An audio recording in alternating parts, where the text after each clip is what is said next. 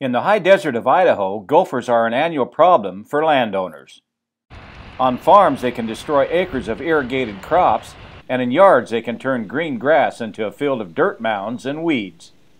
And that's where we meet Bill Braddock, saving one more yard from gopher destruction. A very busy season everywhere we go. People have more gophers than they've seen in years. You know, everybody tells us they've never seen a season for gophers like this. A lot of feed for them, a lot of warm weather. Whatever causes their reproductive cycle to cycle up really seems to be working this year.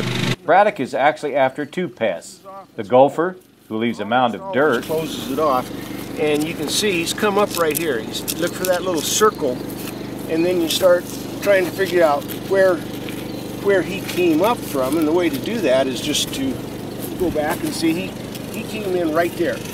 Give it about 3 minutes of gas, and you got yourself a good gopher. and the vole, who leaves an open hole. Vole is a mouse, type of mouse. It's about half as big as a gopher, and they're a root eater, grass eater, and you know they're a real pestilence. I mean, they'll eat a garden down. They'll eat the roots off your flowers and plants. They'll eat the roots off your fruit trees, but they don't dig deep holes like a gopher does.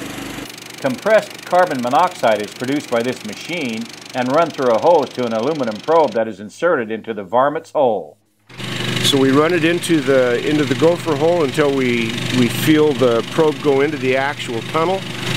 Open those valves up, and it goes in at about 80 pounds per square inch. So we're shooting a high volume of gas in there, and we shoot it in a hole for 3 to 4 minutes and move on to the next one. We figure we get right at 80% of all of the gophers in an area. Other methods can be used, but Braddock says the gas is the most efficient and safest for house pets. With the Idaho Farm Bureau, the voice of Idaho agriculture, I'm Steve Ritter.